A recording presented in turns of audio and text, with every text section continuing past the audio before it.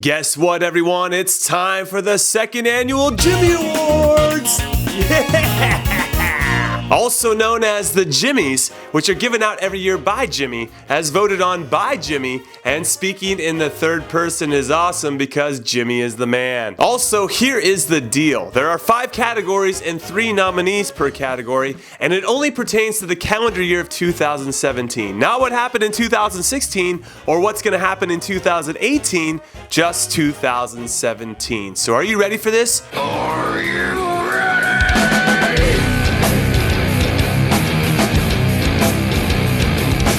And the first category is the best player in the world, not named Messi and Ronaldo. And the nominees are Luka Modric. Because like with my infatuation of N'Golo Kante, who was one of my finalists in this category last year, Modric is the most important player on a team full of superstars who were easily the best club in the world in 2017. And if you don't know who I'm talking about, it's Real Madrid. And the unassuming number 10 for me is the key link when the team transitions from defending to attack. And my favorite trait about him, on either side of the ball, is that he never hides. He's game to do the dirty work and track runners if needed, and he's always an option if you need someone to pass to. And then we have Neymar. Because more than the stats he accrued in the first half of 2017 with Barcelona, and now in the back half of the year with PSG, though those, along with his undeniable talent, are important, of course, to validate why I've nominated him for this award, but it's his nonchalant ambition that, for me, make him special. Because I'm not sure I can remember a time in recent memory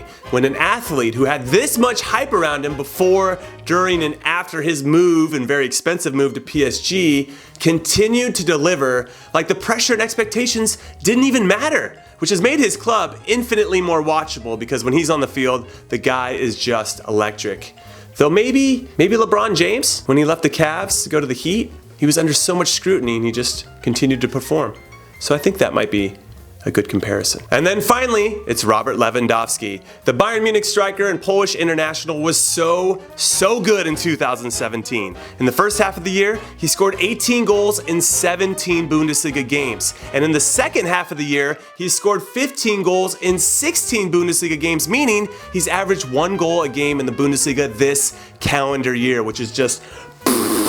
And he set the record for the most goals in World Cup qualifying history with 16 to help Poland qualify for their first World Cup since 2006. So I mean, what else does this guy have to do to get some love? And the answer is, you have to win the biggest trophies to go along with your incredible season to earn this award, which is why the Jimmy is going to Luka Modric. Because without him and his class and calmness that he brings to the team, I'm not sure Real Madrid could win 5 trophies in a calendar year for the first time in their history.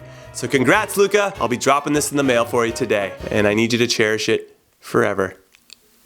And next up is, wait, what did we do last year? Oh yes, the best American in Europe.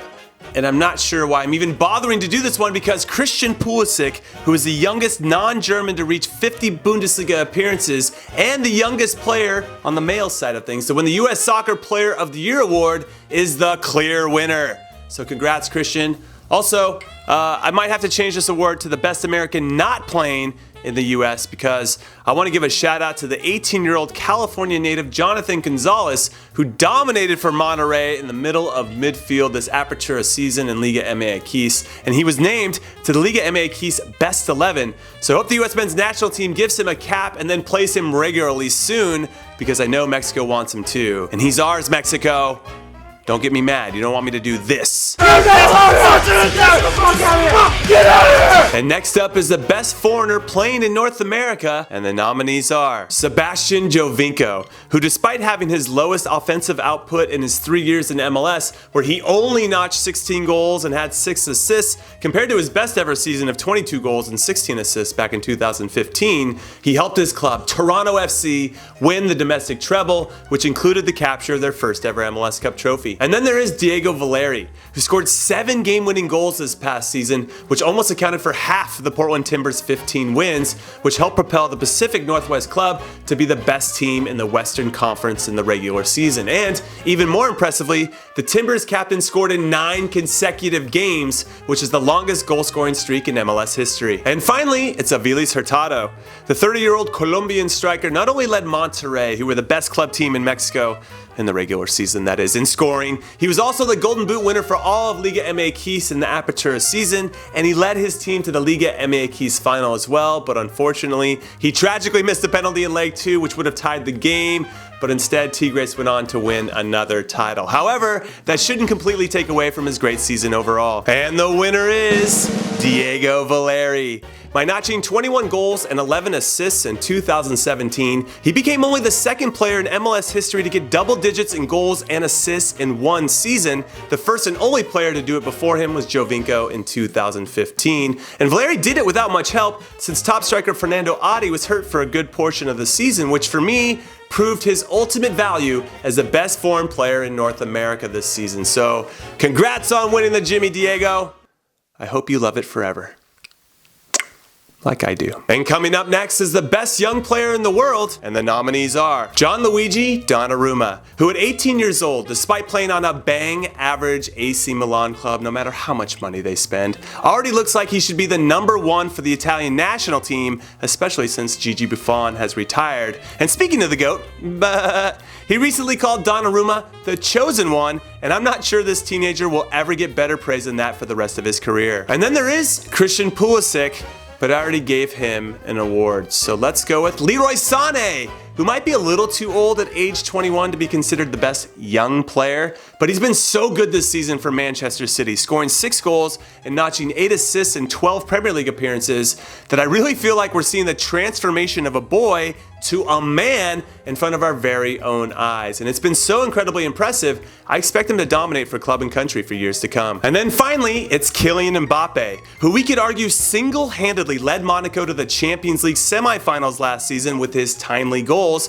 And of course, he helped the club win Ligue 1, which I believe inspired PSG to swoop in and buy him for 180 million euros over the summer, most likely so they didn't have to face him in the league anymore. And now that he's with PSG, he's recorded 14 goals and 11 assists in 26 games in all competitions, and was recently named in the top 10 for the Ballon d'Or, making him the youngest player to ever do so. So yes, I'm not sure why I even bothered talking about the other guys.